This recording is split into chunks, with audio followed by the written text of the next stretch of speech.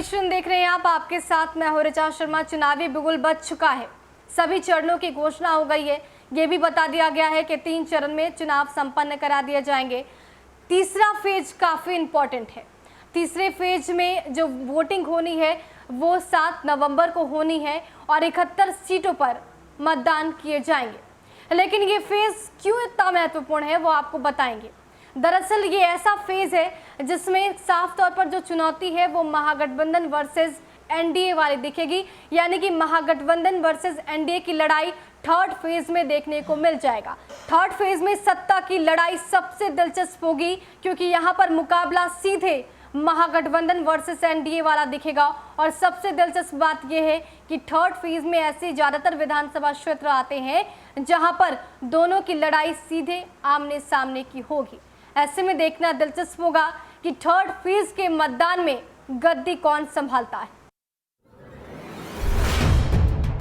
तीसरे चरण में 7 नवंबर को जिन 78 सीटों पर चुनाव होना है, वहां 2015 के चुनाव में महागठबंधन को बढ़त मिली थी।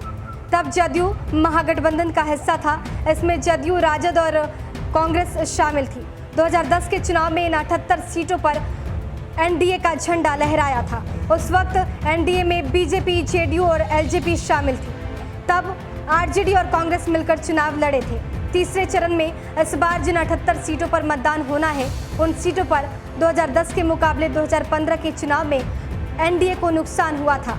2015 के चुनाव में पश्चिम चंपारण जिले के 9 विधानसभा क्षेत्र में एनडीए को 5 और महागठबंधन को 3 सीटों पर जीत मिली थी। 1 सीट निर्दलीय के पाले में गया था। पूर्वी चंपारण के 12 विधानसभा क्षेत्र में एनडीए को 8 और महागठबंधन को 4 सीटों पर जीत मिली। सीतामढ़ी के 8 विधानसभा क्षेत्र में एनडीए को 5 और महागठबंधन को 3 सीटों पर जीत मिली थी। मधुबनी जिले की 10 सीटों में एनडीए को 5 और आरजेडी को 4, रालोसपा को 1 पर सफलता मिली थी। सुपौल के 5 विधानसभा क्षेत्रों में एनडीए को 4 और आरजेडी को 1 पर जीत मिली। अररिया के 6 विधानसभा क्षेत्रों में से एनडीए ने 4, कांग्रेस और राजद ने 1-1 सीट पर कब्जा किया। किशनगंज के 4 विधानसभा क्षेत्र में से एनडीए, जेडीयू और कांग्रेस को 2-2 सीटों पर सफलता मिली थी। पूर्णिया के 7 विधानसभा क्षेत्र में से एनडीए को 4 और महागठबंधन को 3 सीटों पर जीत मिली। कटिहार के 7 विधानसभा क्षेत्र में से एनडीए को 2 और महागठबंधन को 5, माले को 1 सीट पर सफलता मिली। मधेपुरा के 4 विधानसभा क्षेत्रों में से एनडीए को 3 और आरजेडी को पर सफलता मिली। सहरसा के 4 विधानसभा क्षेत्र में से एनडीए को, महागठबंधन को 2-2 सीटों पर जीत मिली थी। दरभंगा के 10 विधानसभा क्षेत्र में से 6 सीटें एनडीए के पाले में गई और 4 सीटें महागठबंधन के खाते में आई थी। समस्तीपुर में एनडीए को 4 और महागठबंधन को 1 सीट पर जीत मिली।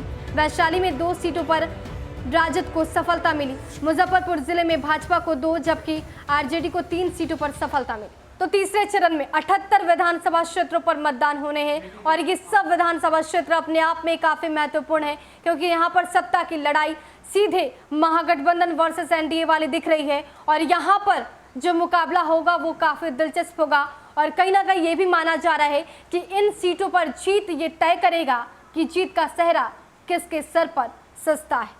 फिलहाल के लिए इतना ही। बने रहे हमारे साथ और देखते रहे न्यूज़4 नेशन। नमस्कार।